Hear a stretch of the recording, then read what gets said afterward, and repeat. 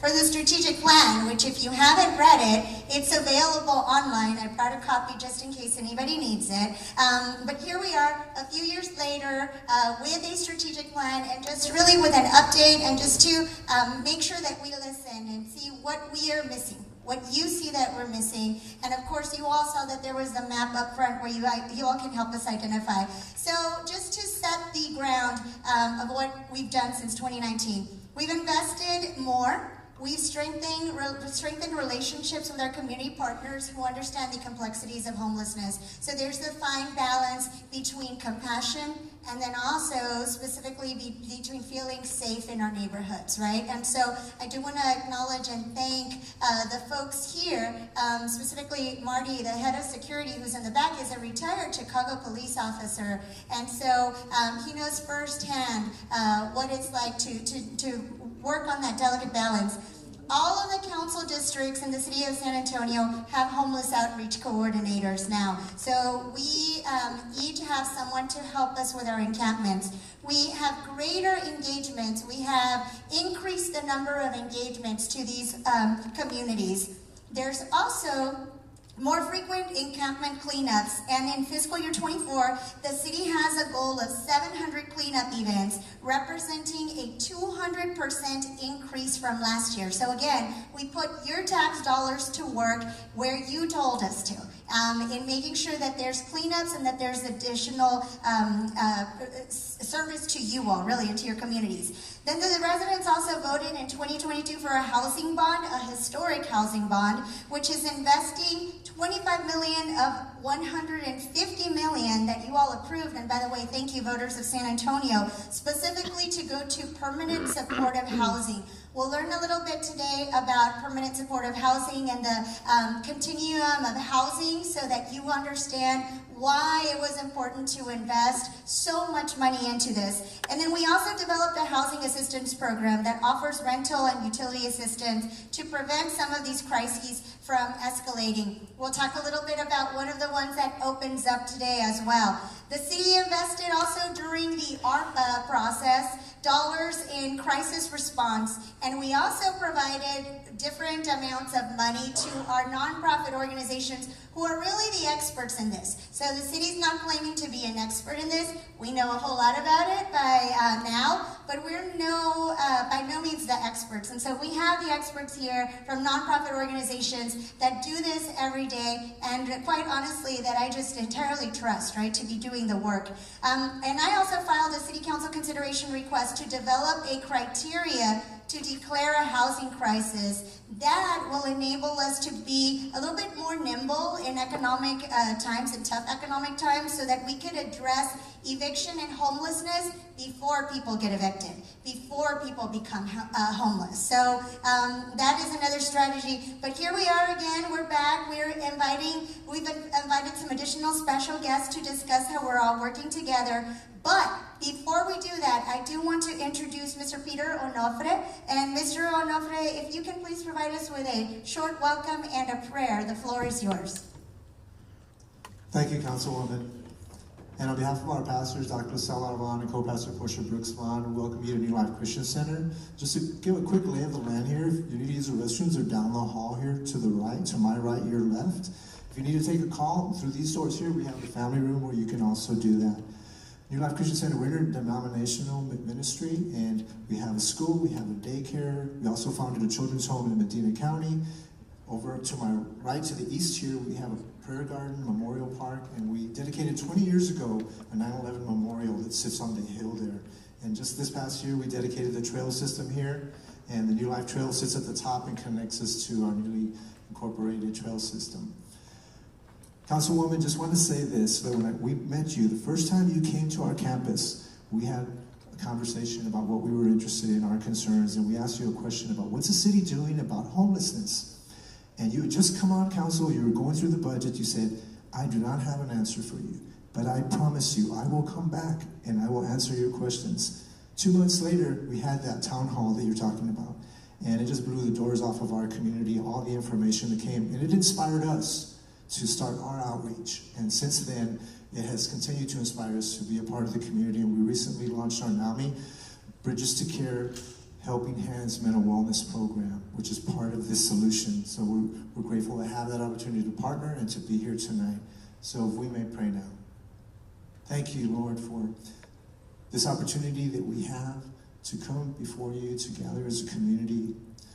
Lord, we know the challenges that are in the community and those that have suffered and struggled, and we thank you for all those that have labored throughout these years, Lord, even over the past 4 years, and how you've been faithful to continue to build the support and to help so many through dedicated efforts. And today, Lord, we dedicate this time to you as those new initiatives and those that are being reviewed in the strategic plan, all those things that have been done, that they would be presented in decency and in order. We pray for all those that have concerns, that they would have the courage to be able to share and the decency to be respectful of one another, Lord, as we gather here today. We thank you as we give this time over to you for a successful event in Jesus' name.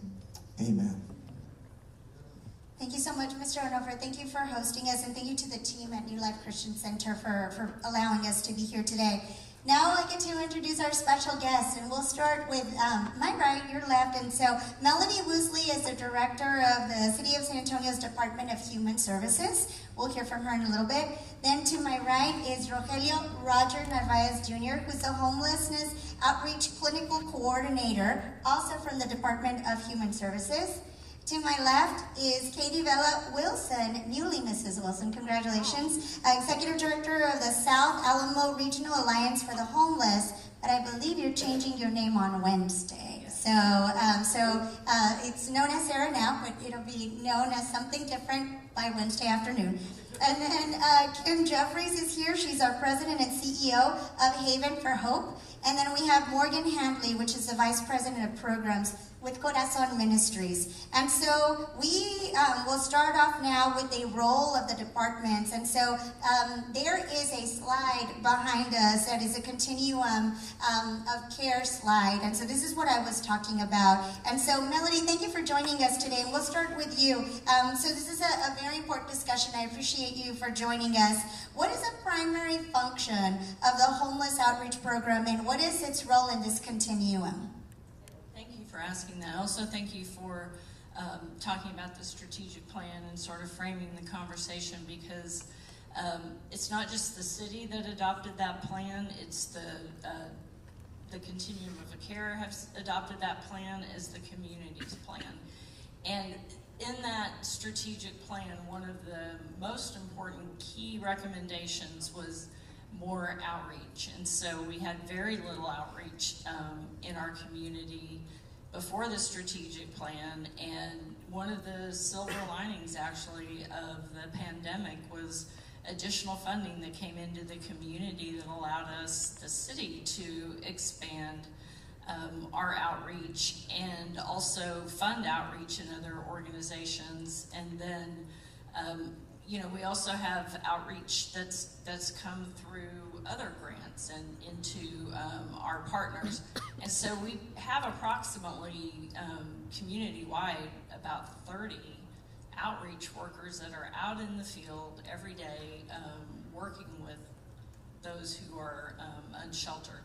And that's been very important for a number of reasons. One, it's really a population that's become more visible, that we've received more and more calls and concerns about. The number of encampments has grown, and so the outreach staff are out there just offering services, offering shelter, trying to develop individualized plans to address the needs of those who are unsheltered. And it's varied. It's an array of concerns and issues and needs, and so we need those talented case managers, social workers who understand how to work with the population.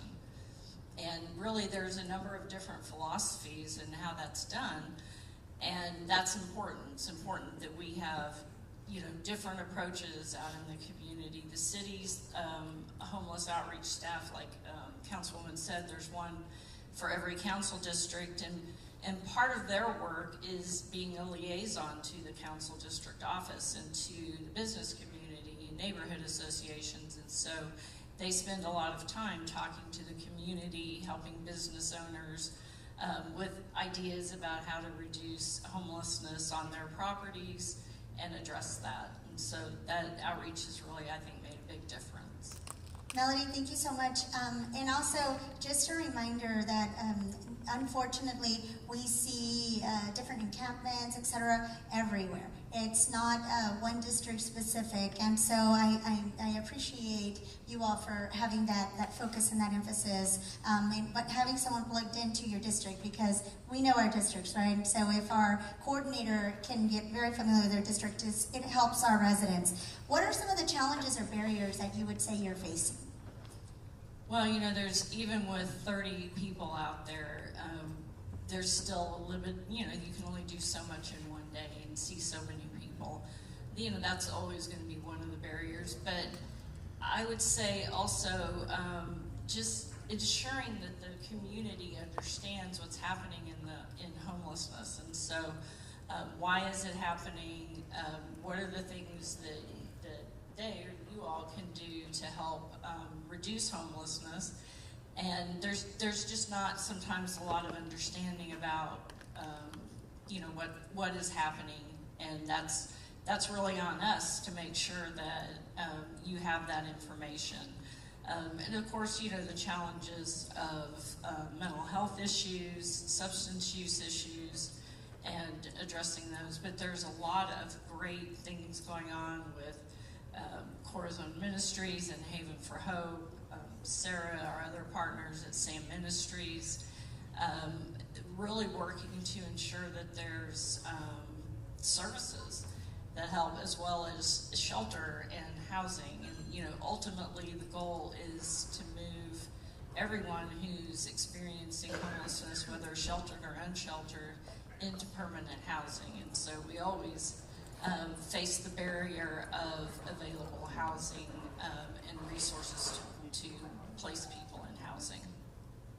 Thank you, Mel. I do want to give a shout out to one of our safe officers who just walked in, and so it's Officer Brew, if you want to just wave and say hello. She just wanted to acknowledge her presence. And so we know that creating that strategic plan was just the first step, but it's actually implementing it, and it's really important that the people out in the field are very, very knowledgeable of the district, and that they pretty much are there every single day. And that's why I wanted to bring Roger here today. And so Roger, can you tell me about, or tell everybody what a typical day for you looks like? What do you do all day?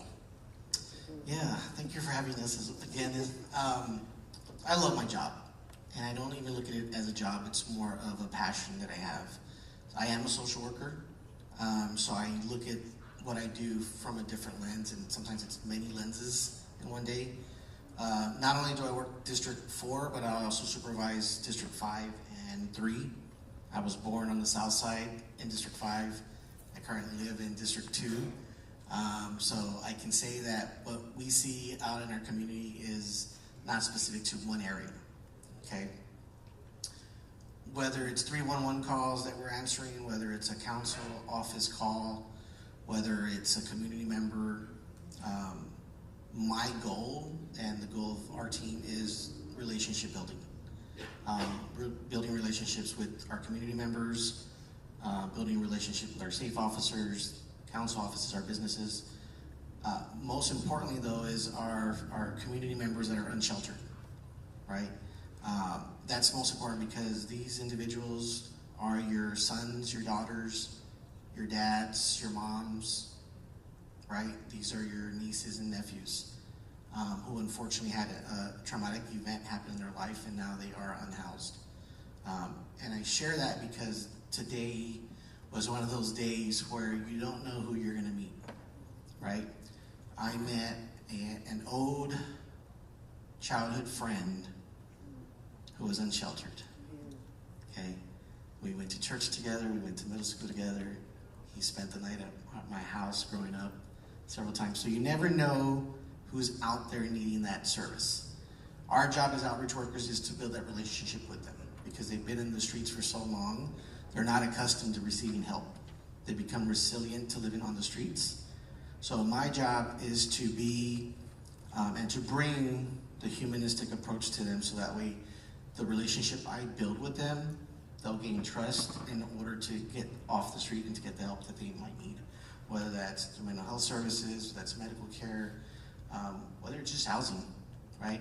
Sometimes it could be even as small as getting their ID. How many of y'all were excited when you got your ID growing up? You did, right? It was like a rite of passage. You got your driver's license or you just got an ID. That ID means a lot. That's who you are. And for many other folks that don't have their ID, just being able to help them get their ID or their social security card means a lot. And we also help them with that as well. Thank you, Roger. I'm so sorry. It sounds like you had an extra rough day today. So I hope you can build a bridge there and help your friends. Yeah, as a social worker, that's one of the things that that comes with the job, right? So I'm also a clinician and a therapist, so it's part of the job. But also, I think what gives me strength, what gives our outreach workers strength, and those that we partner with, is that we have each other's back, right? A community is only as strong as the community members that we're helping each other, right? So we have a good team in our homeless division, our partners, so it's pretty good. Thank you, Roger. Can you tell me, you mentioned this earlier, but some people are reluctant to accept help. So in your opinion, and what you've seen, and what you've studied, why do you think that is? So one of the main things is they've lived in the streets for so long. That's their way of life now, right? It's a lot easier to get someone from being unsheltered to sheltered if the amount of time that they've been out, right? The longer they stay out in the streets unsheltered, they pick up habits, right? And these habits are not because they want to, it's just to cope with things. Again, they've had a traumatic event in their life, and it's to cope with some sort of a grief that they're going through. The grief could be loss of job, loss of family, loss of, these are some examples of a wife, loss of a mom. So they're grieving, and in order to cope with those things, there's something that goes on, which is why you see substance abuse, right? And so our job is to try to get them to understand and separate that from who they are, from what they're doing. And again, it's mainly that relationship building is what we try to pinpoint with them to help them out. Thank you, Roger. We are going to move on, and we're going to go over to My Life, Your Right, and we're going to start with Morgan. And thank you for being here for this important conversation.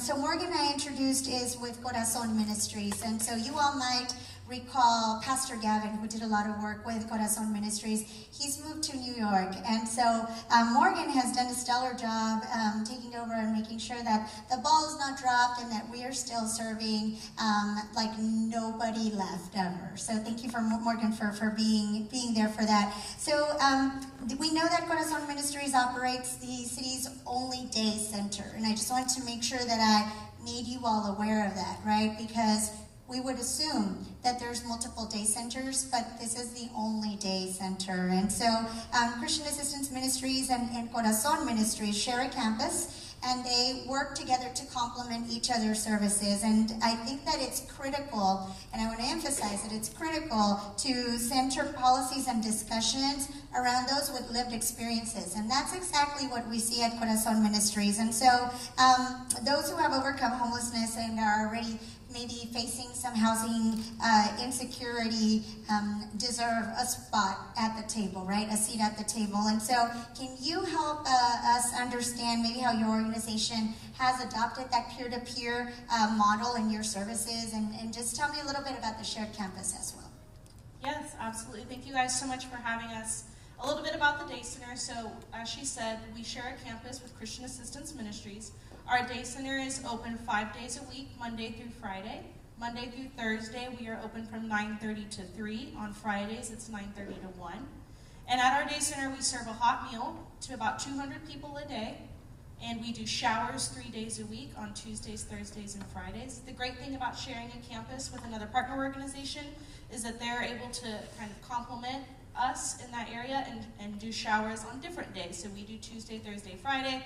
They do Monday, Wednesday, Saturday. So on our campus, homeless individuals can get a shower 6 days a week.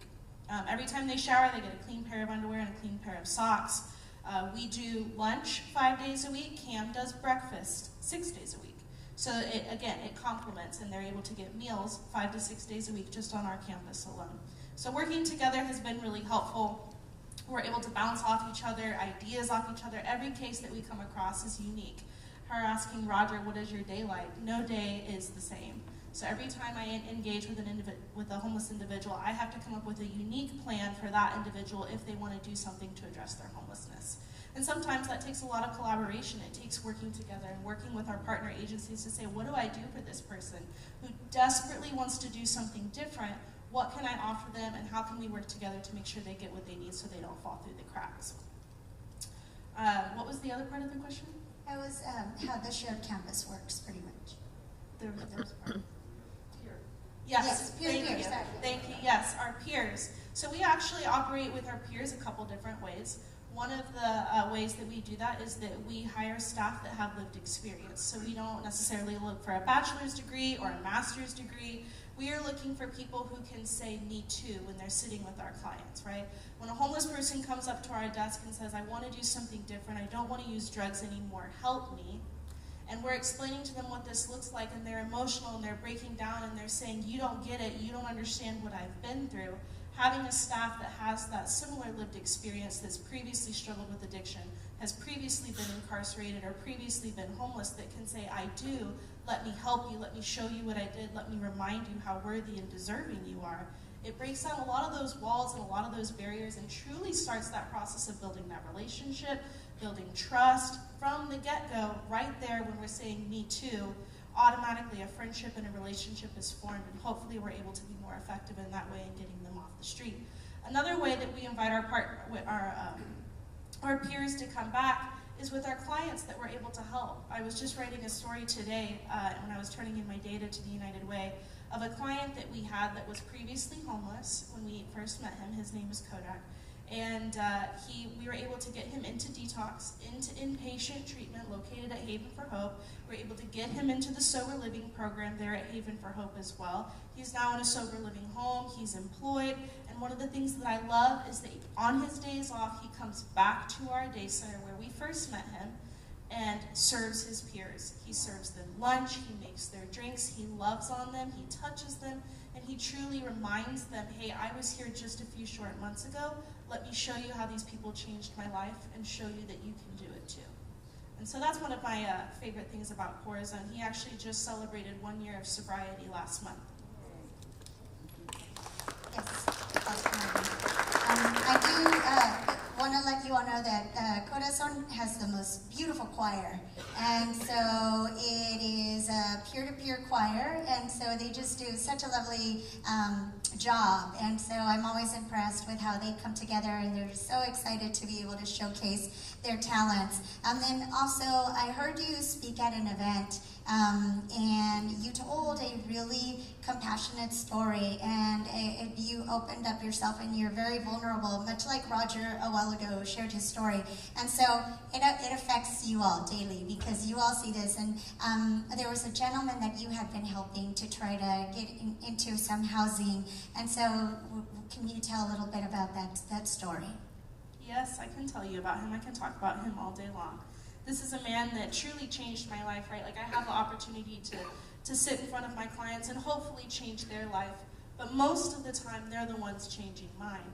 And so this was a gentleman, his name was Stephen, that I've known for years, and Stephen was suffering from a disease that was eventually gonna kill him. And so I engaged with him, I loved on him, I sat with him, and we truly built this relationship. He was this tiny little man who weighed maybe 80 pounds. He walked with a walker, and he was just this frail old guy who sat behind the church. And you know, we had exhausted a lot of different options, right? He had tried Haven for Hope. We had gotten him into an assisted living where, unfortunately, he was kicked out because he wanted to smoke cigarettes, and that wasn't a thing there. He lost his benefits when he was exited from the assisted living. They called the Social Security office and said that he passed away, and so he lost his benefits that way. So I had a gentleman who was dying in front of me and deteriorating rather quickly that I was trying to come up with a plan for. And so San Antonio actually opened our first tiny home community just a few months ago. It's called Town Twin Village. And they're a tiny house community that was accepting people ages 50 and older that met all of the criteria that Stephen did. And so by some miracle, I was able to go and advocate for Stephen, and he was picked to be one of the very first clients to move into Town Twin Village. And I remember I told him, and he cried and I cried, and we sat on the sidewalk and filled out all his paperwork. And he asked me, how long until I get to move in? And I was like, I just need you to hold on a couple more weeks, dear, and I'll do whatever I can to get you in. But it was before Town Twin had opened, and so construction got delayed. And so I had to go back and tell him that construction was delayed. And I remember when I told him, he was laying in our courtyard at our day center, and I didn't even really have to say anything. I just looked at him, and he looked at me, and he started crying, and he said, I'm not going to make it, am I? And I said, no.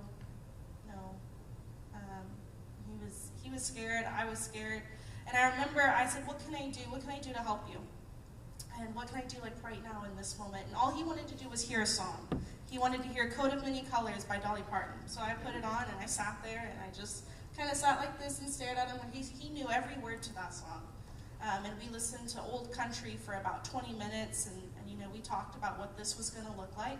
And I remember I put a wristband around his wrist. Roger was talking about ID recovery for people that are homeless that have no identification. I knew that when he was going to deteriorate rather quickly in the next couple weeks, he was going to end up in the hospital, and I wanted to be notified. So I put on a little wristband, like when you go to the carnival, I put it on his tiny little wrist, and I put my cell phone number, and I said, call me in case of an emergency. And sure enough, that weekend I got a call. So I raced to the hospital. He was there for a couple days where Brittany and I, my partner, just cared for him, washed him, you know, cleaned his face, cleaned him, brushed his hair, prayed over him, and truly just sat with him during this really somber and powerful time. I've done this for my grandparents and walked them through this process, but doing it for a man that I truly barely know was a whole different experience. And he ended up passing away a couple days later. And we partnered with another partner agency. Everything that we do is done through partner agencies. We could not do this work alone. And they were able to give him a proper funeral with a casket. And I went and I sang Coat of Many Colors at his funeral. And it was a really beautiful experience. Morgan, thank you for sharing that story again. I heard it at an event, and I wanted to make sure that others had the opportunity to share that story because, yes, it's absolutely life-changing work that you're doing, but sometimes it's life-changing for the people that are doing the work, right? And so I wanted to thank you for opening up and letting us know. And I apologize to my staff because I went a little off script, but I had heard that story and I thought that it was important for her to share that. And then you all also manage a needle exchange. Can you tell us why this is so important? Yes, absolutely. So on our campus that we share with camp, so we have a day center that is open again 5 days a week. But right across the hall, we have a harm reduction drop-in center where we serve both the housed and the unhoused. And it's really, we're serving anybody that is suffering from a substance use disorder. And our goal is to, again, build that relationship with them and to also reduce the harm and the risk in our community. Because we know that abstinence is not a thing. We know they're going to actively use substances. We want them to do it in a way where they're safe. Because ultimately, if they die, we can't help them. So our goal is to keep them alive and keep them safe as long as possible so that hopefully when they're ready for help, which that window will come, it'll be a very small window, but it will happen, we're able to already have that relationship built and then get them connected to another partner agency where they can address their substance use disorder, go to detox, go to inpatient treatment, and again, get on that road to recovery. At our harm reduction center, we do a variety of different things. One of those is a needle exchange program where we do a one-for-one exchange. Clients can bring in their dirty needles and we will give them a clean needle in return. Again, it keeps these needles off the street, right? What we've seen is that we have clients coming in with giant containers filled with needles that they have pulled out of parks and abandoned buildings, streets, alleyways. They're picking them up and they're bringing them to us so that we can dispose of them properly, which has been a huge advantage to the community. We do Narcan distribution, so for clients that are using opiates or methamphetamines or anything like that that have fentanyl in it, which we're seeing everywhere in our community here in San Antonio, we can give them Narcan so that hopefully when they're using in groups, and if somebody overdoses, we're able to administer that Narcan and essentially bring them back. I think last month we did We were able to get a report of over 127 of the Narcans that we distributed were actually used to bring the person back, which is huge. We also do safe smoke kits for individuals that are using methamphetamines. We'll do safe sex kits as well. That includes condoms. We do HIV and Hep C testing. If somebody does test positive, we'll get them connected to help. So again, to reduce the risk. We do pregnancy tests. We do all kinds of things to, again, build that relationship, get them in the front door. That's what gets them in the front door. And we can start that relationship so that, again, one day when they're ready for help, hopefully we're able to make something happen. Thank you, Morgan, and I'm glad that you referenced fentanyl, right? And so, and by the way, fentanyl is beyond certain populations. It's everywhere. And Sheriff Salazar reminds us about the one pill kills, right? And so, I'm grateful to be able to say that we have partners that are so aware of that. My team will be receiving training on Friday to know how to react in case that there's fentanyl poisoning near us, right? Or for the people that we serve, or if we happen to be in the streets taking care of our regular business as D4 folks. So thank you for that. We're going to move on to Kim, and so thank you for joining us to talk a little bit about Haven for Hope. I've got to tell you all that Kim was really new to Haven for Hope when I first met her. And so she gave me a tour of Haven for Hope, and I walked out of there and I just, I couldn't just help but just cry after I left, right? And so she does all of this work every day. And let me tell you why. I'm pretty strong, but there was like 93 families at Overflow at Haven for Hope. It was right before the cold came in, right? So it was during fall, late fall, and the families, they were doing a great job. They took all of the families in, but the families literally had like one blanket per family if it was a family of 3. Or 2 blankets, right? And so there was no more room anymore because the dorm was already full. All of the overflow areas were full, so they were literally living on blankets. And so, and by the way, these are children that are going to school. And when we dug a little bit deeper, and I know that Jean Rodriguez is in the crowd today, one of my staffers, we dug a little bit deeper. We've been having town halls, or actually we've been having round tables specifically to address the population that you don't see. And that's the fact that there's 7,368 kids in our schools right now who do not have a place to call home. Some of them are couch crashing is, I believe, the term that they use. Some of them are living with family members. Some of them are living with other friends because they're afraid to go home. And so this is the invisible homeless, right? These are friends of your children, of your grandchildren, of your nieces and nephews that you'd have no idea, because Haven for Hope does an incredible job of making sure that they're still bused to their schools and to the schools that they belong in, so that way they don't have to leave. And so I'm really grateful for the job that you all do, and these are the things that you don't hear about, right? So you know about the campus, you're kind of familiar with the campus, but let me tell you about the added stuff, right? That again, you have no idea that's going on. And so with that, there's some common misconceptions about Haven for Hope, and can you tell us about some of the projects and maybe some of the changes that you've implemented on your campus since arriving? Yeah, thank you. And thank you for coming. And I share your heartbreak almost daily. I was born and raised in San Antonio. I've lived here my whole life. And I never knew the depth of the suffering and the trauma of my neighbors until I got to Haven. And so there's so much heartbreak in this work, and there's so much inspiration at the same time. My favorite time of day is 6:30 or so when I leave Haven on a typical day, and the kids are just playing on our main street that runs through the center of campus, and there's this joy and this laughter that's a juxtaposition to where they are living at that moment, and that's what I love about kids and the resiliency of children. I think there's a couple of misconceptions, I think just generally about homelessness and about Haven. I think one is there's misconceptions about like that people have to do certain things to qualify and be at Haven. And so we have 2 sides of campus so that we can meet people where they're at.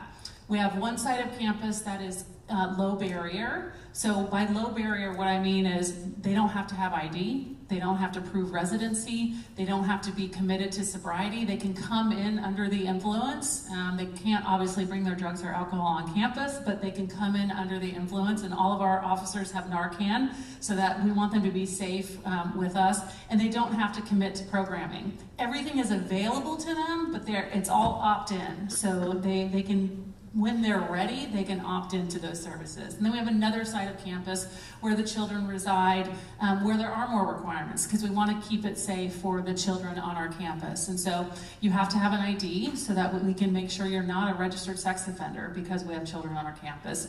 You have to be committed to programming, you have to be committed to sobriety, and you have to be a resident of Bexar County for at least 9 months. And so that's a misconception. I think misconceptions are also that on the low barrier side, which is called the courtyard, you might have heard about it, is that people sleep outside because it's called a courtyard. And that's how it was at the beginning of Haven. And I think Haven has grown and learned like any organization. It's only 13 years old. And when it started, it was kind of a step-up program. You know, you go from, the courtyard and you earn your way onto campus. That's no longer the case. We come from a trauma-informed lens because we understand, like Roger was talking about, that trauma is the commonality that links all of our clients together. They all have experienced some sort of trauma in their life. And there's so many days where I think, but by the grace of God go I. If I had those experiences as a child and I didn't have the support network that I did, that would be me. And I think, so there's interlinked trauma in everything that happens. And so we come from a trauma-informed lens. So people sleep inside in the courtyard. Nobody sleeps outside at Haven. I want people to walk out with that because that's a common misconception. And then I think just the misconception that, there's the faces of homelessness. You see them in the encampments, you see the people panhandling, and you think that's the face of homelessness. So last summer, not this past summer, but the summer before was my first summer at Haven, and I'll never forget the day because I literally cried in my office for 2 hours until I could get myself back together when a biological parent dropped their 18-year-old off at our gates because they turned 18 and they could no longer care for him. And so what happens in the foster care system, which is heartbreaking in itself, but to think that biological parents are doing the same thing in our community, and I thought, my God, I've lived here for 48 years. How did I not know this was happening? And how did I turn a blind eye to all of what was needed in this community? And so I got myself together, and we'll talk about it in a minute, but we did something about that. And so we're really trying to respond to the community. So it's young adults, it's 18-year-olds, it's children on our campus, it's anybody and everybody. Homelessness doesn't discriminate. And so it can hit anybody at any time, and a lot of us are just a paycheck away from being homeless. Thank you, Kim. And we know that you all also provide meals on site, and you all work with partners and agencies, and you'll have a dental clinic. Can you tell us about the population you serve specifically, and maybe who is Haven for Hope for? So it's for anybody and everybody.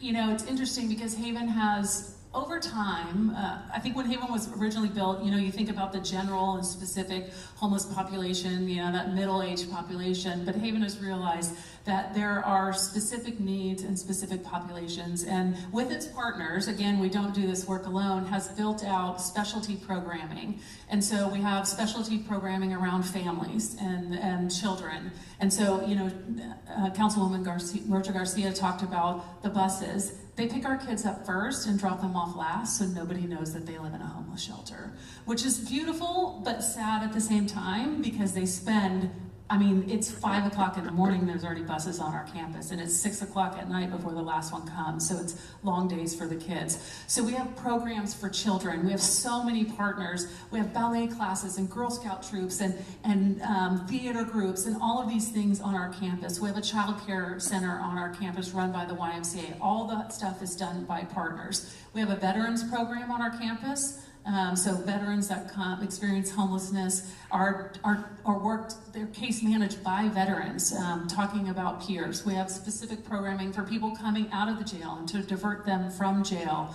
And a lot of those people are peers as well who have been through that. We have specific programming for young adults, 18 to 24. We just opened it this past summer. And so we have programming for 18 to 24-year-olds.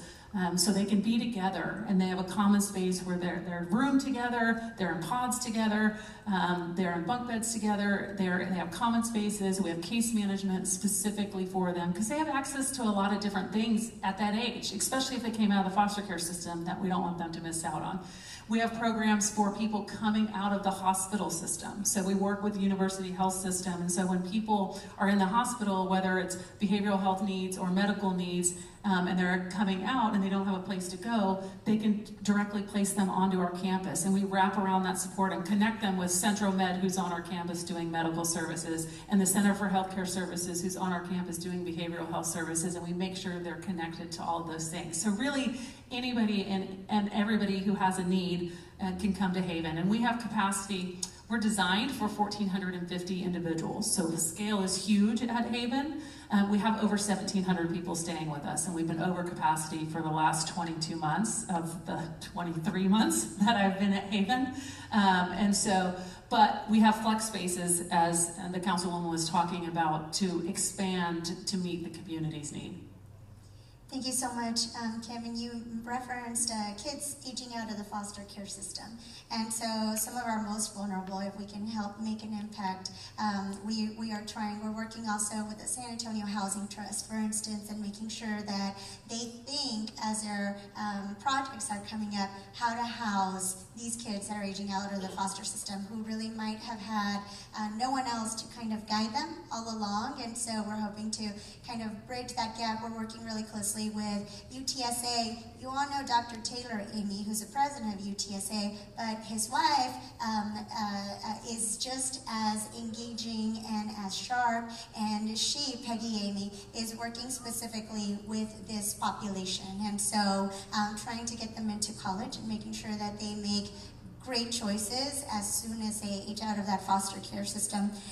So we'll turn over now to Katie. And so, Katie, thank you again for joining us tonight, and we're happy that you're a part of this conversation. And so she's going to tell us a little bit about the South Alamo Regional Alliance for the Homeless. So Sarah, you all, again, it will be formerly known as Sarah as of Wednesday. And I do want to acknowledge that Sarah lost a very valued team member, someone who had been advocating for those who were unsheltered for many years. And so, Katie, we publicly express our condolences still to your team. And I know that you all are working with a void. A very special gentleman by the name of Billy Mahone passed away unexpectedly. And so, again, our condolences are with you and the team. And I know that your team just keeps going.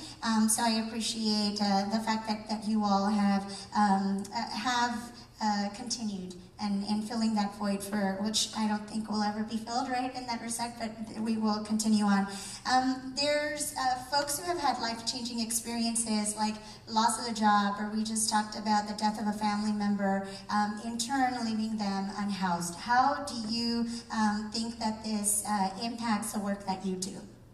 Sure. So you've heard about a lot of different parts of the homeless response system. There's street outreach and engaging with people who are unsheltered. There are day centers, there are shelters. So I think it's also important for housing to be part of the conversation. So looking kind of upstream, before somebody falls into homelessness, we need a lot of focus on homelessness prevention and programs to help people that are at risk of eviction. So that has a downstream effect. And if you look over the last few years, there was a big infusion of dollars from the federal government in response to COVID, and we actually saw the fewest families at Haven for Hope that we'd seen in the last decade. And that's because there was rental assistance and utility assistance readily available. There was also a moratorium on evictions, but now that those have passed and that's lifted, we're starting to see the impact of those job losses, those medical expenses. And also just housing affordability in general is becoming a challenge. A lot of people are seeing that their rent is going up, so even if they're not being evicted, they can no longer pay. So we're really trying to focus, in addition to making the homeless response system as comprehensive and efficient as it can be, how do we all leverage other resources and other community members to have this conversation about homelessness prevention, about housing, about wages, because I think that's an impact that we can all relate to, with seeing property taxes go up, rental housing go up, and what we're seeing happen is that when people fall into homelessness, we're having trouble getting them back out into community because of those housing costs. They may not be able to find somewhere that was as affordable as where they already had to leave. So I think in thinking about what the community can do, it's huge that we start a conversation about affordable housing, kind of reframing that housing affordability is critical to San Antonio, and it's part of the equation when you're looking at homelessness. There's a great book that we always recommend called Homelessness is a Housing Problem, because although mental health and substance use and trauma, all of those factors are a precipitating event to falling into homelessness, ultimately it's a housing shortage, and housing costs are where you see the highest rates of homelessness around the nation. If you think about a game of musical chairs and there's someone with a walker that doesn't get a chair, it's really the lack of a chair for that person that's the cause. So if that kind of helps frame it, the most vulnerable are the ones that get left behind.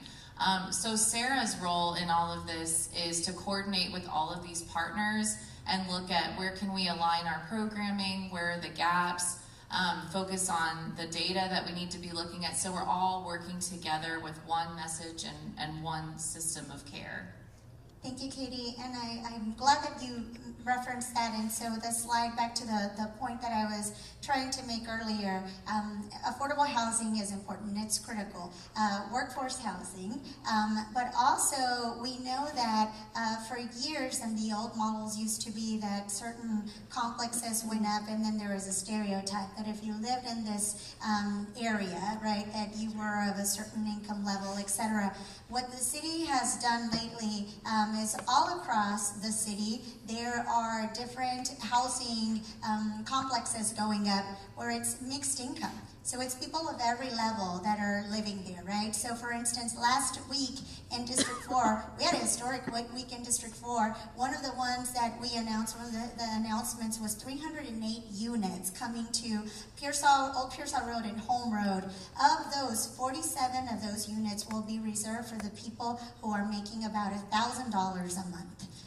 But that's of the 308 units. And so again, we have to have a different levels, right? So it's a mix so that you can have diversity within those projects. A couple of months ago, we also invested in 323 units. So across the city, this work is going on. We recently had a groundbreaking also for one in District 9. And so it's all across the city. It's not just in one part of the city. And so I wanted to make sure that I said that, because as you start hearing of these things, it's no longer the stereotype, right?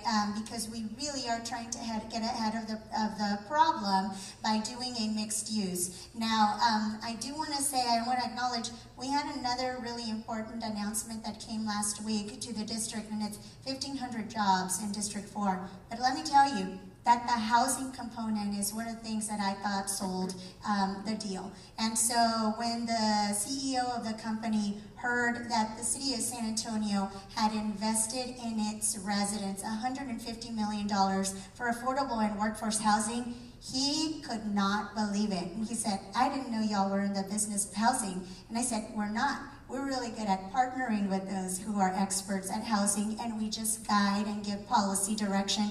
And by the way, our residents are investing in each other. And so I really think that, and after that, you just had question after question about housing. So it's important for economic development. It's critical that we have also housing for that missing middle, the folks that are making a certain level and don't qualify for several assistance. That's why it's assistance, and so that's why it's important to continue funding these types of projects that are mixed, right? Mixed income levels. And then Katie, you know this, that the NHSD Housing Assistance Program opened again today, and you said that this is pretty much the only preventive service for San Antonio residents. And so can you tell us why you think this program is so important in preventing individuals from becoming unhoused?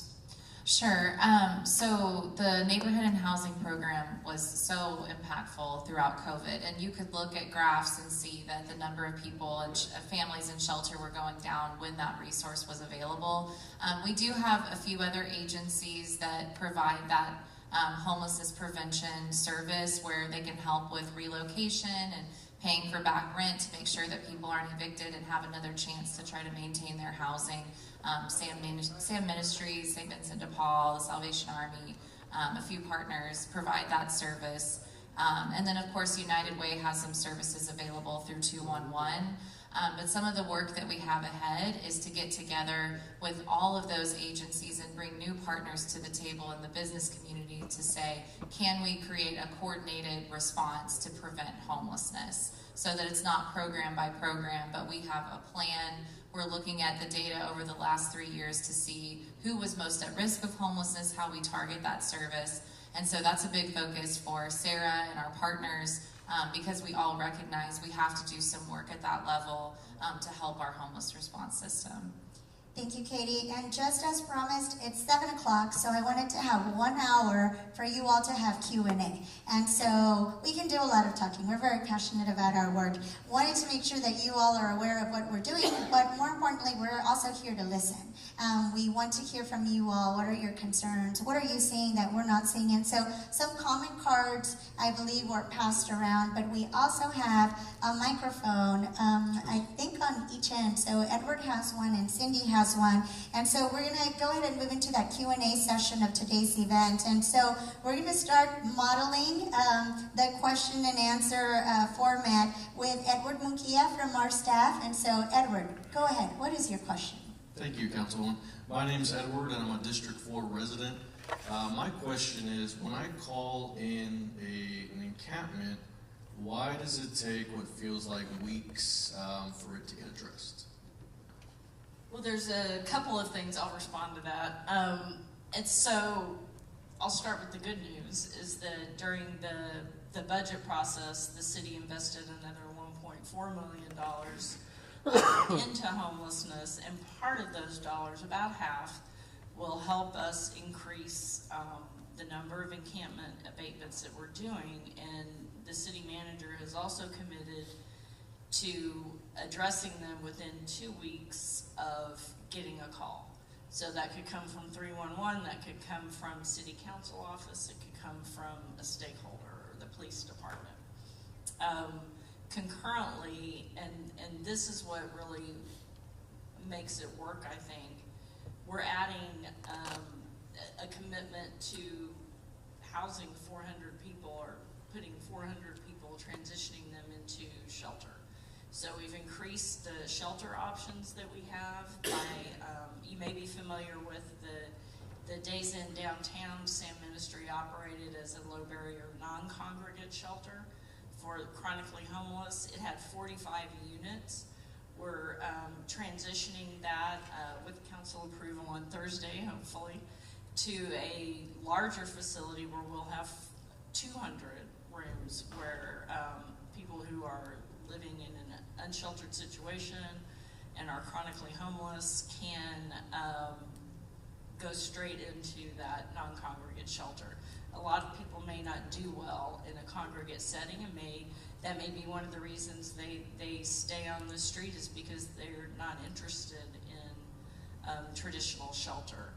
But we've had good luck being able to move people into this other unit. And so we believe that, combined with the additional resources to do encampment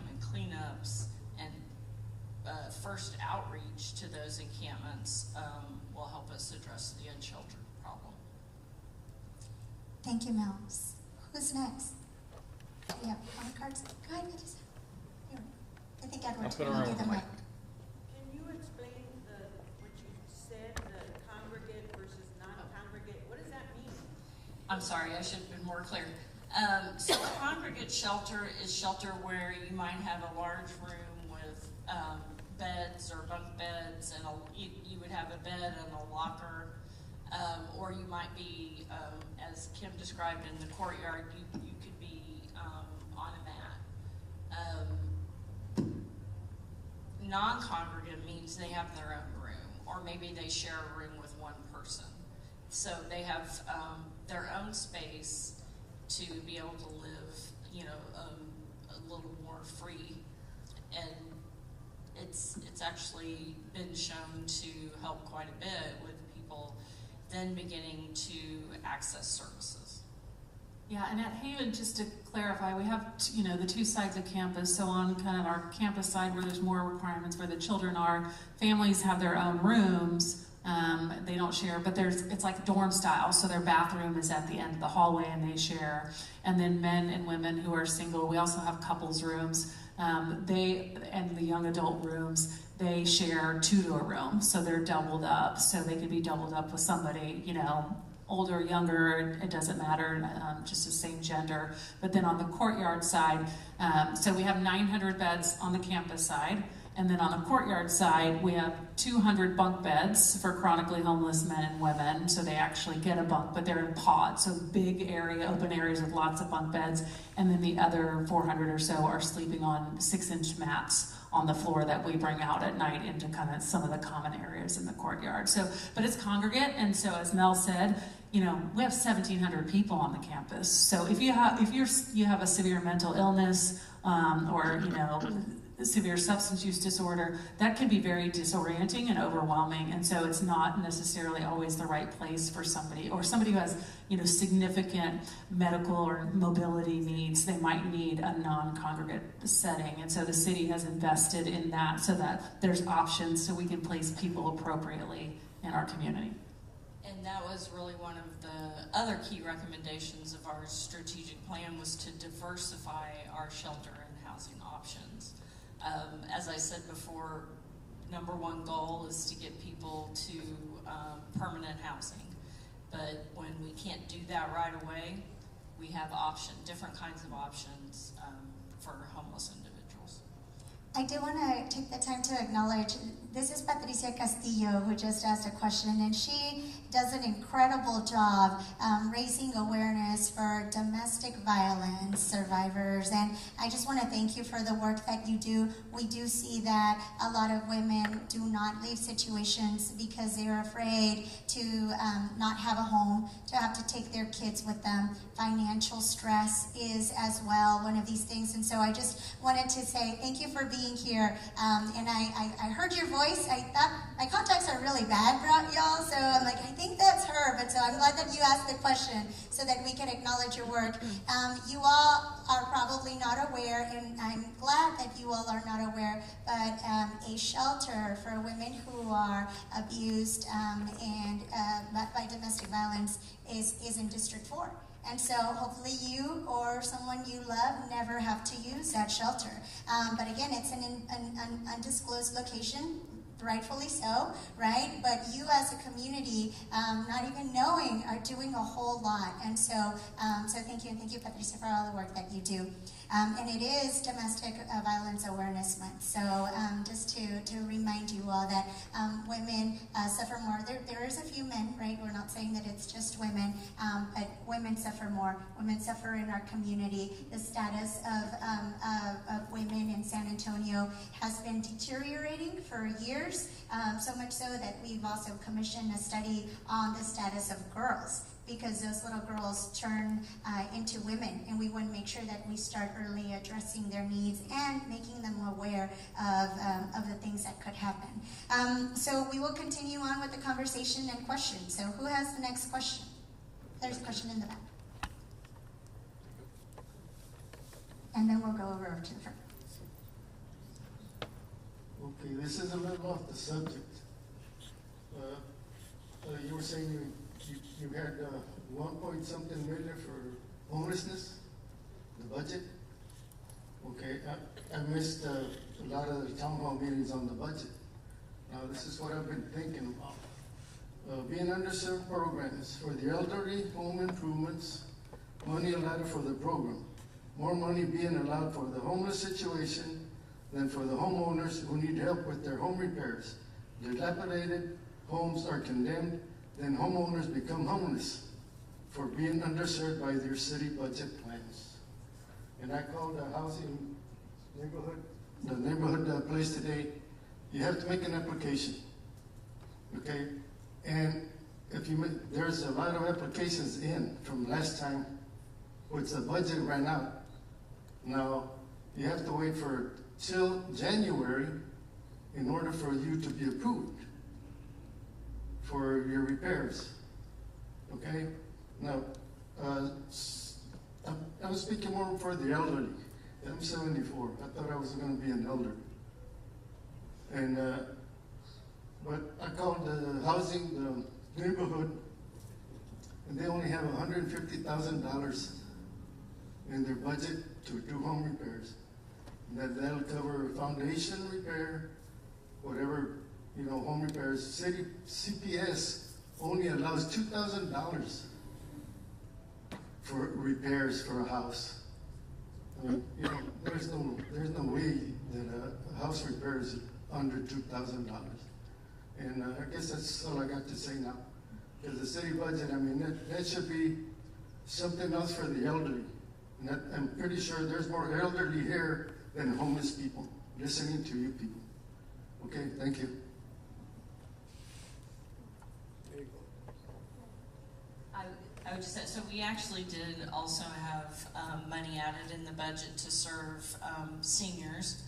So that's for transportation, so that older adults can visit our senior centers where a nutritious meal is provided, and a number of activities are available, including fitness, computer education, Zumba, you know, all of those things, and also to look at preparing for the next bond where additional senior centers would be added so that we can serve more seniors and older adults. There was money added in the budget for Neighborhood Housing Services Department to do additional rehab, and I think also a general fund added to do additional housing assistance. So there's a number of programs that department provides that can help both older adults and families. And we're working slowly to address exactly what you said. We have, one of my colleagues, Councilwoman Castillo, has been talking about how the most important home or housing that we should invest in is the current housing stock. That's talking to what you're talking about and making sure that our seniors are able to stay in their homes, that we build some additional capacity to add money to these programs that are the ones that you're referencing, so that you don't have to wait until January, or so that you don't have to wait until a new application opens. And so we are working on that. We are trying to see where we can find some additional funding to support that. So absolutely, it is top of mind for not just myself, but also for Councilwoman Castillo and for the entire council. So thank you for that comment, because now I get to go back and say I heard it firsthand again, right? So thank you. Yes, but how do you have to wait for you guys to do something about that, or get some more funding? Well, one of the things that is going through right now is looking at already. We start preparing for next year's budget now. Like, we prepare the following week pretty much, right? I mean, we go out on a Thursday and we give the staff off on Friday, and we start budgeting for these things. So even though you did not get to participate in a budget town hall, that's okay, because all of these things that you're bringing to our attention, every time that you come to one of your council members, we listen, right? We take note, our staff adds it, and then we get to go and tell staff, our residents are asking for this. So please continue using your voice. if we have additional funding at the mid-year, usually there's mid-year adjustments for things, we ask for additional support. Usually I've seen in the past that my colleagues are really interested in the housing portion of it. So hopefully we can invest some additional funding if there is at that time. Well, we would have to get 6 of us to vote for some additional funding, but that's where it's done. So it doesn't just happen every year. It can also happen at the mid-year adjustment. So thank you. Thank you. Can I mention something Yeah, absolutely. related? Part of that program was also funded by the housing bond that was mentioned that voters approved. So that's also something that when you're advocating with elected officials is to keep talking about the need for these home repair programs, home ownership opportunities, affordable housing, because the original housing bond was $250 million. It became $150 million. It was still historic. It was the first of its kind. But we're already thinking ahead to 2027 because this growth in San Antonio, the need for housing and home repairs isn't going anywhere. So that's just something we can all be working towards, is getting community support for programs like that because they're really key. Thank you, Katie. I'm so glad you mentioned that because, yeah, it started off at a certain amount and then it gets chipped away at. But with your advocacy, you say, this is where we want it, right? And that's where the money will go. So I think it was someone in the front. Right here, you have that. Go ahead. Vincent McDaniel. I think I'm part of District 4, but I don't know. We're all welcome here. Okay, so I have several questions. I think I'm going to try to limit it to maybe 2.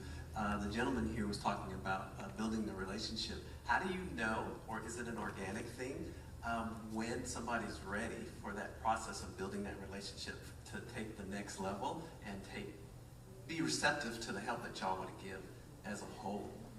Yeah. So again, I bring a humanistic approach. I bring me as a human being to another human being, being as real as I can be to them.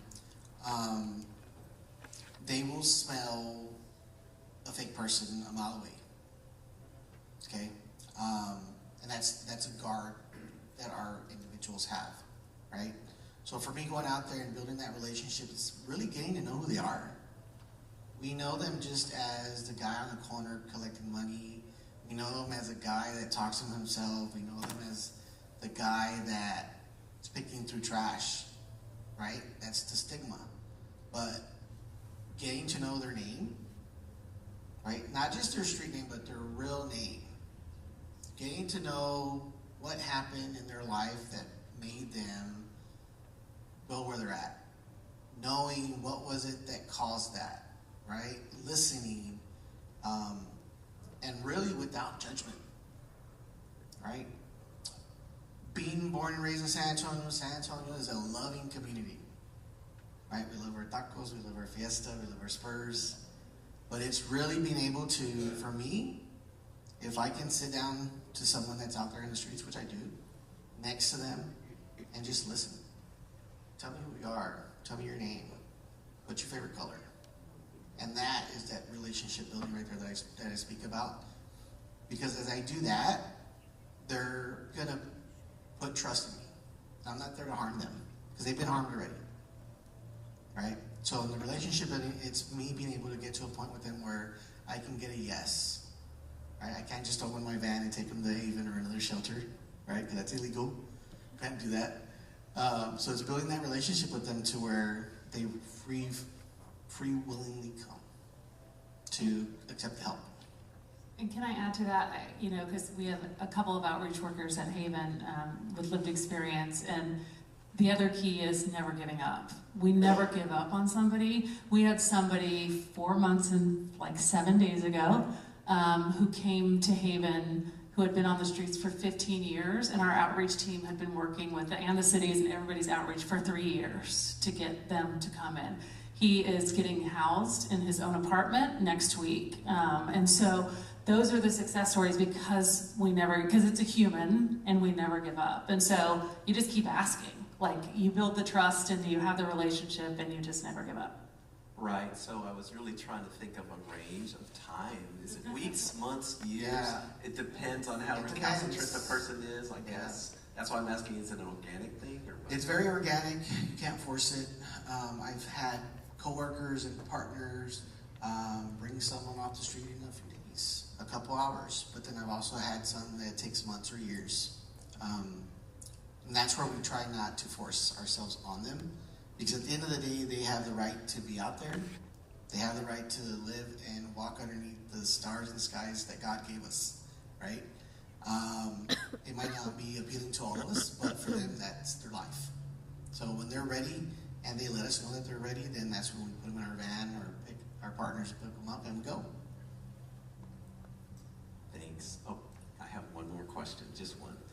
So out of that continuum of the housing, what's going to be the most critical one that we need right now and then the next 5 years? I mean, wow, that's a good question. I would say that as far as the community support, we are struggling with all types of housing. So it's not just not wanting to see units that are affordable. It's any rental units. There's starting to be some pushback there. I would say that you can look at our strategic housing implementation plan, and there are some great graphs to show you where the biggest gaps are. But we definitely have a problem with home ownership for people at kind of a midpoint income. It's very hard to get into a home right now. And then on the rental side, the very affordable units for like seniors that have limited income, those are really hard to come by. It's difficult right now to find 2 and 3 bedroom rental unit apartments for families that are at an affordable rate that they can sustain. It's changed so quickly, even over the last couple of years. What may have sounded like a great hourly salary or hourly pay is no longer getting you into a 1 bedroom apartment in most parts of San Antonio. So it's the missing middle, like the councilwoman mentioned, all the way down to we need some really affordable units for people on limited income that they can sustain over the long haul. We did struggle with seniors as costs started to rise. They had been in places for many years, and when those rents started going up even by $100, it's no longer possible with limited income.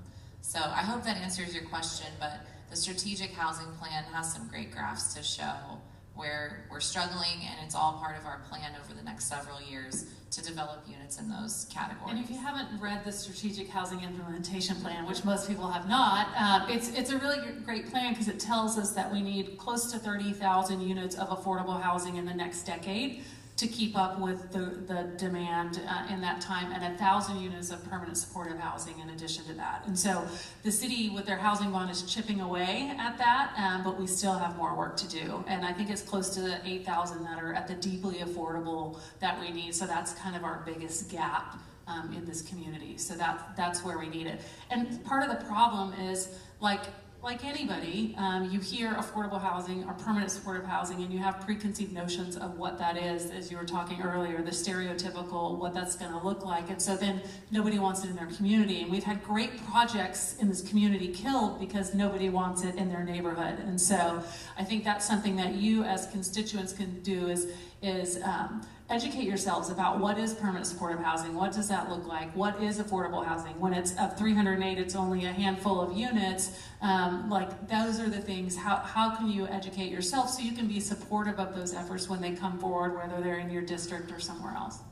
And I don't know that we talked extensively about permanent supportive housing, but those are units that are affordable and also offer ongoing services. So we have a lot of people right now who are unsheltered and have severe mental health conditions, physical disabilities, developmental disabilities that are going to need some sort of long-term ongoing support to sustain housing. It's done in a couple of different ways. We house people out in community and apartments, and case managers provide services for years. And then Town Twin Village, which was mentioned, and some other models like their Hudson Apartments and some other things being developed. Those are housing units where the services are offered on site, and there's someone available to make sure somebody stays on their medication, they can see a clinician. And so we estimate that we need about 1,000 of those units in order to address everyone who's unsheltered with those severe ongoing needs. And I will tell you, over the last 5 years, If you look at our success rates in permanent supportive housing, it's about 98% of people maintain their housing year over year.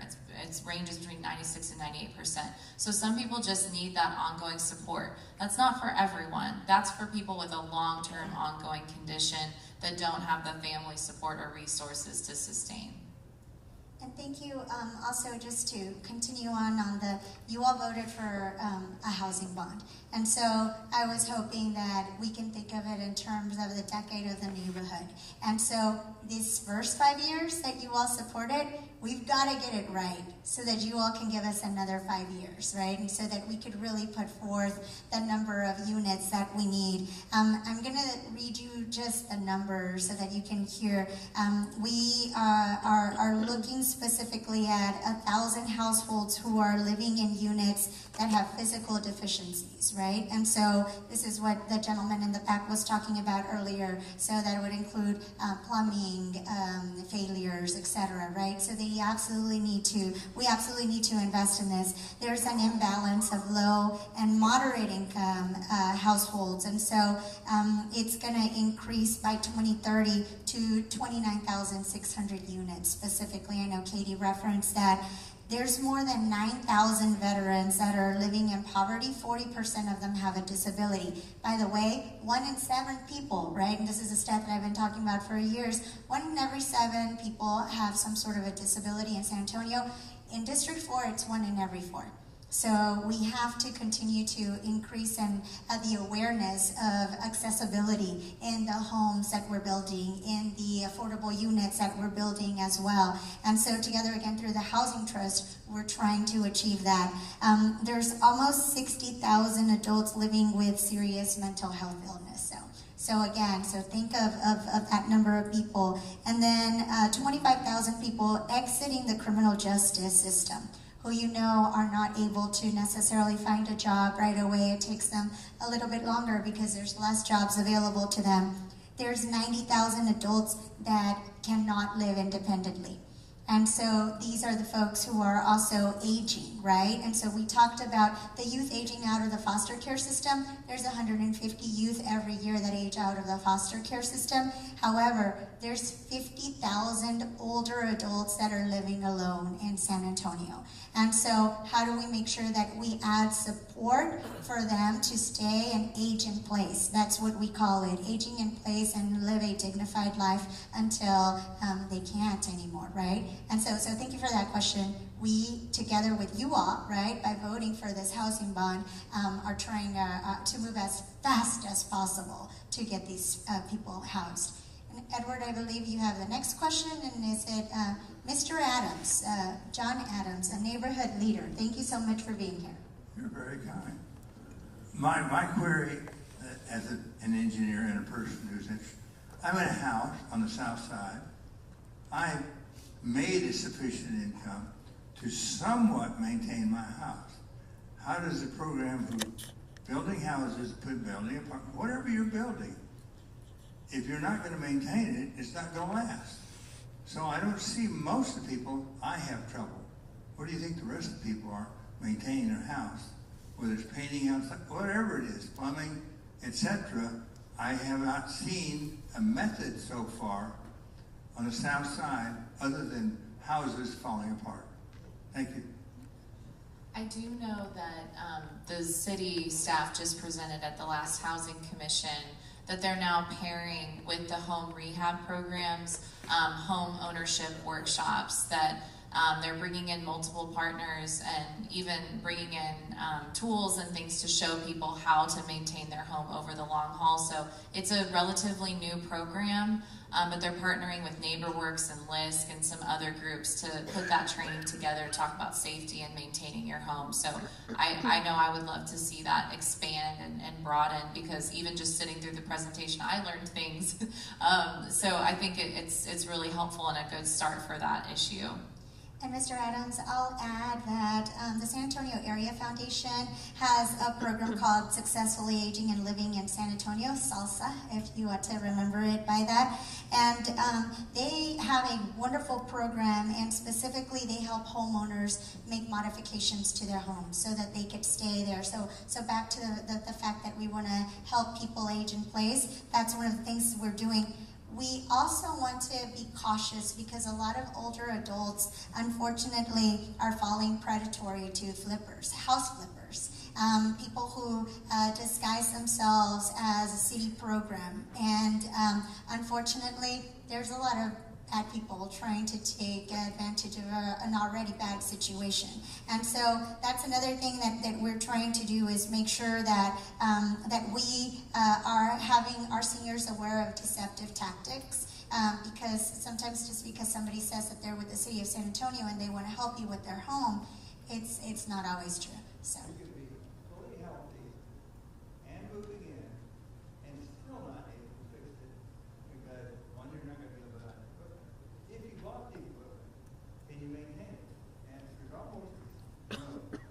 So in terms of solving the problem, I don't see the problem coming close to solving it because it's not that easy for me to fix the house.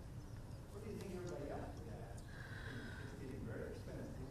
So unless you have a neighbor like I do, who will come over at a very decent price, help me take care of my house. I mean, it's not that, even people asking, the cell phone that everybody considers the norm, they don't have a kid living in the house that knows the phone, they don't have communication with anybody. You're absolutely right. We're also investing in a really cool program with UTSA, and so there is a tool shed available to our families, but more importantly, we also have students that are helping and that are helping rebuild windows, etc. And so that program too will continue to grow, and so you are able to rent out some tools to maybe help your neighbor, etc. I also failed to mention that we work really closely with Habitat for Humanities, right? And so also some of the new communities that you see, it's because of the great work that they're doing, and so the braided funding that we work with through the state. We are hopefully, cross your fingers, going to be announcing, hopefully if we get it's a tax credit basically through the state. We're hopefully going to be announcing a new area specifically for seniors, and so all of the apartments will be for seniors, and so excited about that and about the possibilities that it will bring. But we definitely know that our population in San Antonio is aging, and we know that we need to continue investing and invest more in our housing stock and in our seniors living in their older homes. So, Edward? Questions? Please raise your hand. And then there's a question over here on the right. My question has to do with what efforts are being made to educate landlords or property owners who actually maybe want to be a part of the solution and not know how to do or who to contact or just what to do to let folks know that, hey, I have property and I would love to be a part of this affordable housing solution. Hey, so I completely agree. A year ago, our community put together a landlord engagement summit that included the city, the county, our housing authorities, lots of different partners, to have a conversation with landlords about what were their reservations about working with our programs or with vouchers, and educating them on how those processes worked, because I think, especially for mom and pop landlords, it's just intimidating to get in and learn how to access vouchers and coordinate in that way. So we got a lot of really great feedback. And then of course, the city has also been developing an affordable housing search tool called Housing Base, and now developing the Sacred Housing Portal. And I think the idea there is that that will give us an avenue to recruit landlords and engage them and have a common system available so that people in the community can find units and landlords can make those units available. as follow-up from that landlord summit, Opportunity Home, one of our housing authorities, has continued with a landlord group and staying engaged on the part of the vouchers that are used to pay for rent. But Housing Commission, the Mayor's Housing Commission, just started setting their priorities for the next 2 years, and one of them is system-wide landlord engagement. Because as a community, I think we all would agree, we need to show the benefit of working with our programs and with vouchers. It's not just to help people experiencing homelessness, although that's wonderful, but you then have a case manager you can contact should there be any issues, which is a benefit because you'll have issues with people in housing, in the general population. We also have different incentive programs available, and working with many of our programs, you have reliable rent coming in every single month from an organization that's always paid on time. And so a lot of work to do on that front and look at different incentive programs and how we bring landlords together, but that'll be a huge focus over the next couple of years.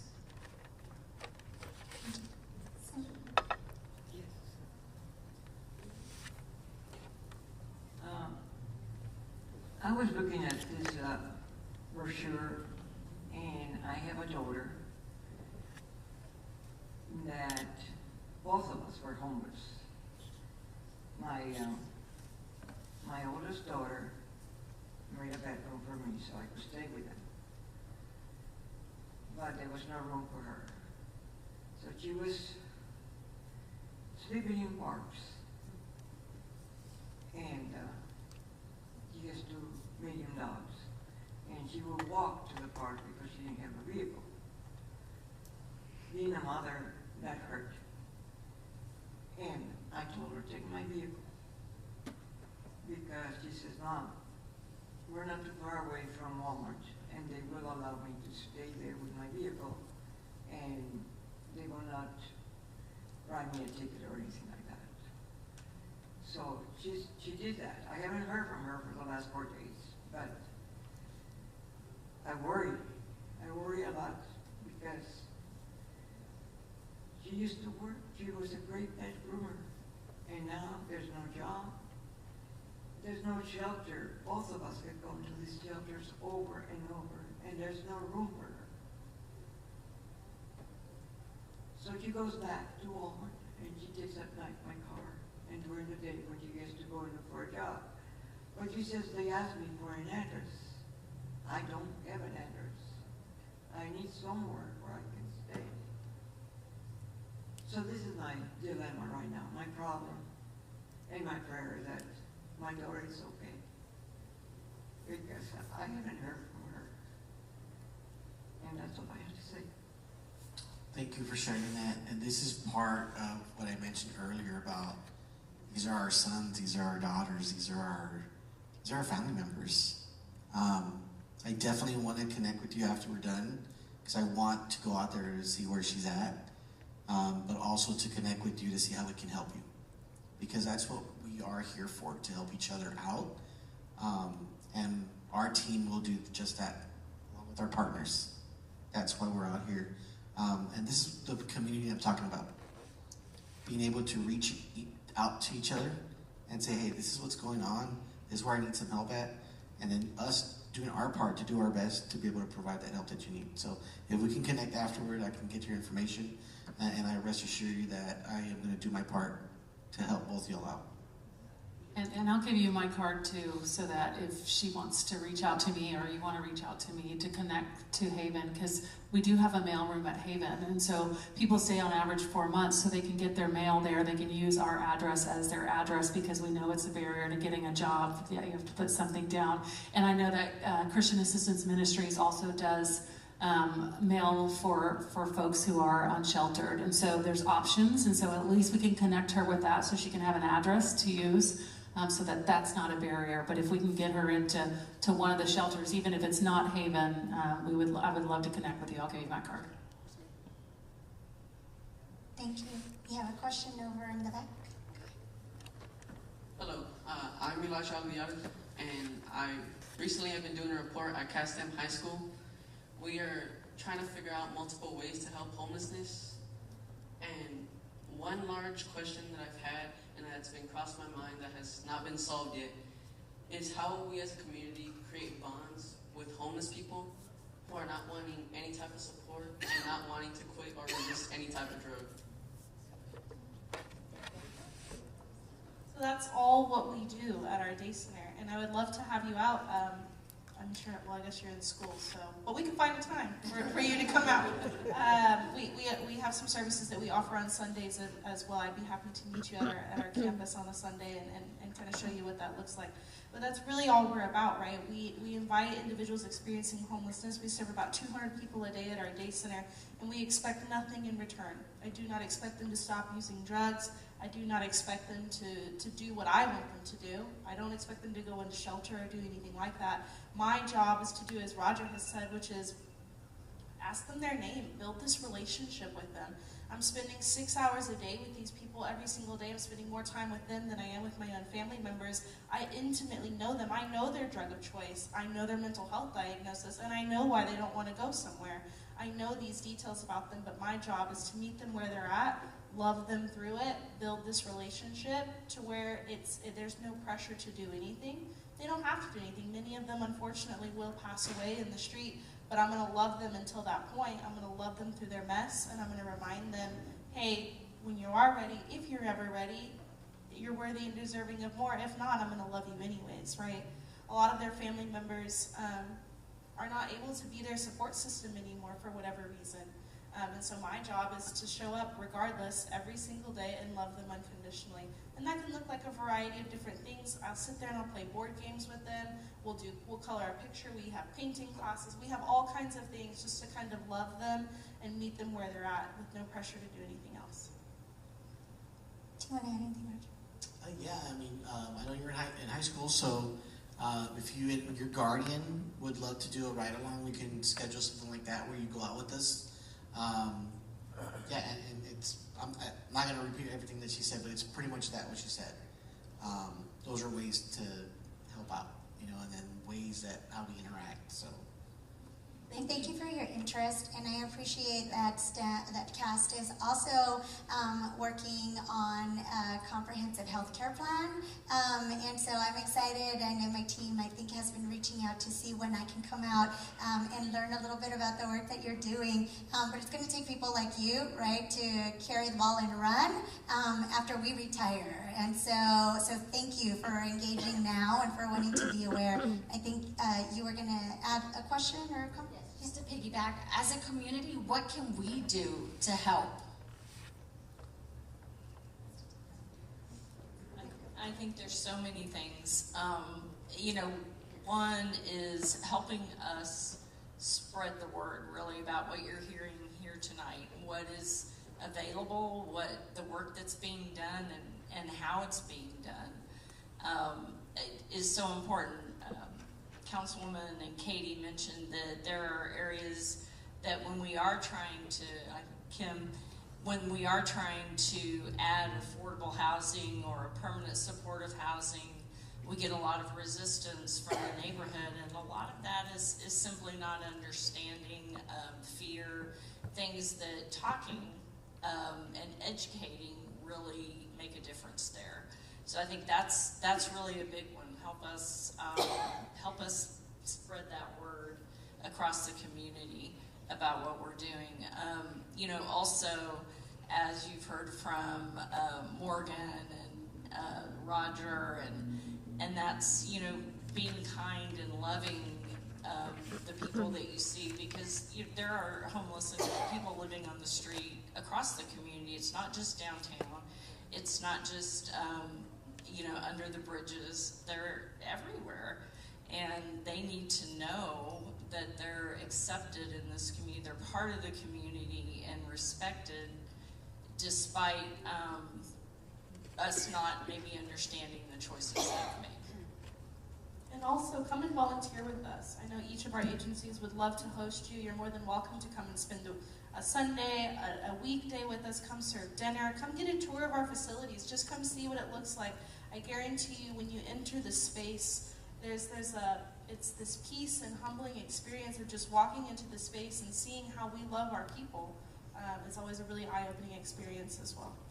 and education and awareness, and just continuing to learn a little bit more. Sometimes we're afraid of what we don't know, right? And so, absolutely, this is a great first step. We'll go over here, and then we'll go back to Patricia. Hi, thank you very much for the opportunity to ask a few questions. Okay, so my first question, forgive me, I was not here when you discussed, if you discussed this image, the transitional housing. What specifically is the transitional housing piece for homeless? Folks that probably have a job and they need to get off the street and they want to transition into something else other than a shelter. Yeah, so transitional housing is typically a program that's temporary, but it can be up to 2 years. And so it's really helpful for families. We've found it successful for people in recovery from substance use and for young adults that want to go through a structured program and save up funds and work on their education or job training, but need a longer kind of runway of time before they move out into permanent housing. So we try in our system and how we all work together to connect people to the program that is that of interest to them. And so there are some that want to move directly into an apartment, get stabilized there, have a case manager help them along the way with getting stable, and others that feel more comfortable in that kind of communal setting.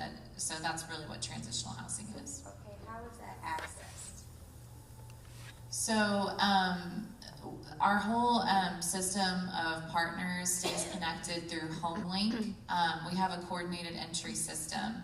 And so whether you call the Homeless Connections hotline, go into Haven for Hope, if you're engaging with a street outreach worker, however you touch that homeless response system, you're getting enrolled into HomeLink. And so from there, instead of having to go to each agency to see what's available, you then have access to all of the transitional and permanent housing options that are available, as well as some vouchers that we coordinate with the housing authorities. I will say that's part of the struggle, is we have about 3,000 people on that list currently. We are ramping up with some new programming coming online in the next 3 months. That'll be helpful. But we're continuing to take a look at that process because we don't want it to become a huge wait list where you no longer know you're going to be connected in a reasonable amount of time. But it does help us have a view into what's happening, where there's availability, where there are trends, and we can analyze that list and say, we have a lot of young adults coming in, we need to take a look at more youth programming, or a lot of people fleeing domestic violence, and so it's helpful for us to solve these problems at a bigger scale. Okay, I have another question if you don't mind. Is there a possibility to create homeless community centers specifically? I understand that Haven for Hope has a lot of resources, but Haven for Hope is in one location, and in order to spread the love, what would homeless community centers look like? I mean, I have an idea just because of the kind of outreach that we've been doing, but is there, I'm gonna go ahead and let you talk. Yeah, great question. So right now we do have several hubs throughout the city. One on the west side, one on the east side, and one on the north side of town. And we're always looking to expand. So I know this is a conversation that Mr. Onofre and I had at one of the last meetings of the public safety meeting. We are looking for ways to partner with specifically churches, because churches have space, right? And this allows us space to where we can bring on vendors, we can provide showers, we can provide agencies that bring clothing, food, our harm reduction teams go out there. So it's an array of partnerships that we will bring for our individuals that are unsheltered to come to on a specific day of the month, a specific day of the week, to get the resources that they need. Okay, and so if we meaning the churches, if we do have access to the hubs, would we also be able to do, for example, mail collection and places for them to keep their things so that they can go work and feel safe that their stuff's not going to get robbed on the street, things like that? will we be able to also do that, or is it an entity, like an official city entity that has permission to do those things? So. I think if you were willing to do that kind of work, we could, we can work that out. A lot of the times it depends on where you're located and how much space you have. It's not necessarily for us to allow that. It would be, we would look for a host. And so if you have a church that is willing to do that work, we would love to work with you to see what can be done there. The hubs that we have, they're not open all of the time. They rotate. And like Roger said, there's a host of services. There's even some medical attention, vaccinations, animal services, so that the dog, pets can be vaccinated. So a lot of options, and they're not any of them are the same. So we would love to work with you. Okay, forgive me. I have one last question.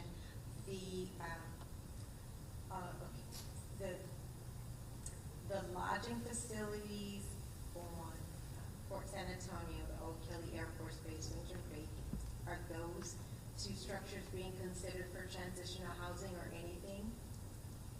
The lodging facilities? Oh, the old barracks. So the some of, Kelly Inn? yes.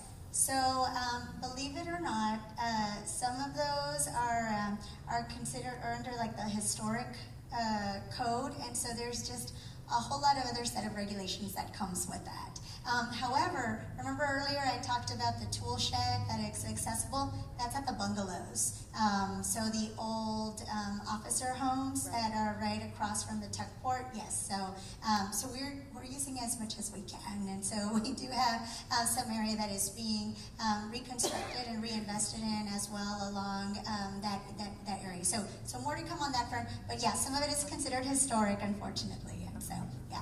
And then I think Patricia has a question. As I transition over to her, I just want to make you all aware that domestic violence is underreported in our city, actually everywhere. Domestic violence is underreported, but specifically in our city, there's residents who you probably see on a daily basis that are going through these difficult situations, and unfortunately, because of their status in this country, they're not able to report. And so really appreciate that you bring this lens, Patricia, but go ahead. Thank you so much for bringing that up. On average, the FBI tells us that out of 10 incidences that do happen, only 3 get reported. And so there's way more family violence going on in our community than we realize. But my question was, what percentage of the people that are served in the programming are families fleeing domestic violence? And sometimes the battered women's shelter is over capacity. And so what are the services that are offered for families that are fleeing domestic violence? So I'll just talk about Haven. We have a great partnership with Family Violence Prevention Services. They have counselors on our campus because we're kind of one of their overflow places for families. About 30% of the families that we see disclose that they're fleeing domestic violence. I would presume the number is significantly higher because I think the national statistics are 90% of women who end up homeless have had some sort of violence in their past, and so I would presume those are higher. We are the shelter in our community that never turns a family away. So anytime, day or night, that somebody needs to flee a domestic violence situation, they can present to our gates, and we will let them in, give them safe shelter, and then connect them to Family Violence Prevention Services and work to help support them as they work through that. So we are one option. I know there's other options in the community as well. I know the Salvation Army has some family programming and can accept families as well. I'll also just add that we've added a lot of housing options specifically for people fleeing domestic violence, so they have options available to them when they're able to move out of the shelter, and there's all the considerations that are needed to keep them safe and the training, and so there's a focus on that now. And then also the HomeLink system that we mentioned, We have specialized training for domestic violence skilled assessors to handle those calls, that understand the data that can't be shared, do a risk assessment, so they take some extra steps to ensure there's safety for people fleeing domestic violence. But those numbers sound right to me with fleeing domestic violence, but if you look, of course, at how many experience domestic violence at some point in their lifetime, much higher. I want to say that also that this past week, the director of the shelter said that she had to shelter 6 men with their families in the past 2 weeks. And so Thank you for mentioning that, because sometimes we talk about domestic violence and people automatically assume it's a woman, and the fact is that there are men that are also in these situations. But wouldn't it be nice to get our community behind a bond again, another 5 years, in a couple of years when we go up, and cross your fingers that we have something dedicated specifically to women who are trying to move away from a domestic violence situation, right? And but yes, thank you for that question. We have 5 minutes, my team is telling, so I guess we'll take the closing question is what Cindy is saying, and so final question from gentleman in the front. All right, howdy folks, my name's Cody. I guess technically I live in District 4, I actually live over on Lackland. I'm sorry, I tend to be a very timid person, but I find it hard to stick up for myself. I try my best to stick up for people who are kind of in a worse situation than I am, that's for sure. So I just want to make a request to say, please stop the sweeps. It's an act of violence against the houseless community. Sweeps are an act of violence against the community. First off, for the folks that are service workers up here, for all people who are working at Cortisone and such, when you guys do these sweeps, it makes it harder for those service workers to keep a rapport with those people. Like getting ID recovery and getting them the necessary tools they need so they can succeed in getting out of their situation. They got their workers going out there, trying to take care of them, trying to get them their IDs, trying to build that rapport, and then they show up the next week and they're gone because they've been swept out of the area. A lot of times they get, on top of that, a lot of them have family mementos that they get lost in these sweeps because they get very little time to move when they do this stuff. It's traumatic to these individuals, and for a lot of times, because of the sweeps, because of how frequent they are, it pushes them into more secluded areas where they're even in more danger. And on top of that, this is just a raw dollar amount of money that's getting put into doing this, and it's exacerbating the problem and making the problem worse. So I guess my question is, why is it that the city plans on doing another 200 sweeps next year if all it's going to do is just waste taxpayer dollars, not actually get people housed, and just make the situation worse? And thank you for that question. I understand where you're coming from, and our challenge really is to balance the rights of those homeless individuals with the rights of the community. So the city every year before we go through the budget process does a community survey. And this past survey, the number one issue that we heard about from the community was homeless outreach and encampments. And so that was part of what drove the additional encampments, abatements, as well as dollars for additional outreach at the encampments. And so before we ever work with our solid waste department to schedule an encampment abatement, we do outreach. And so we have a team that is specifically dedicated to working in the encampments, going, assessing, and looking at the level of health concerns or the level of maybe violence or criminal activity in the encampment, fires, things like that we get the complaints about through the 311 system. And so we do that, we talk to them, we offer them services, we offer them shelter.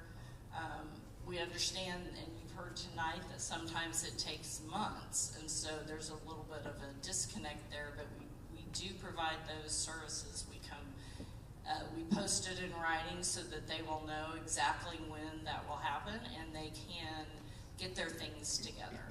And we come back, usually at least one time, and then again on the day of the abatement, we go in, our outreach team goes in first to make sure that anybody who's still there has gathered their important mementos, their ID, birth certificates, socials, whatever they have that is most important to them, so that they can, so that they don't lose those things. Thank you, Cody, for your compassion and for sticking up for people who deserve a voice. So thank you. We have come to the close. I want to sincerely thank the panelists for being here tonight. This was, I think, a very important conversation to let our community know about the faces, right, that we encounter and the real names and situations that are out there. But then also thank you to Mr. Onofre and his entire team here, because we feel welcome here. And so this is a place of worship and community, and we appreciate you always opening the doors for us to host events like this here. So thank you all for attending. We will be around in the back. We have our staff members here. If you have any questions that are specific to your neighborhoods, I know you all already addressed some, if you saw some encampments in your area that maybe we haven't seen, you all let us know on maps already, but if you haven't gotten that opportunity, there's a map out there where you can add a dot so that we can be very aware of it and work with Roger and the team. So thank you so much for attending. I appreciate your time, and we'll see you at the next meeting. Thank you.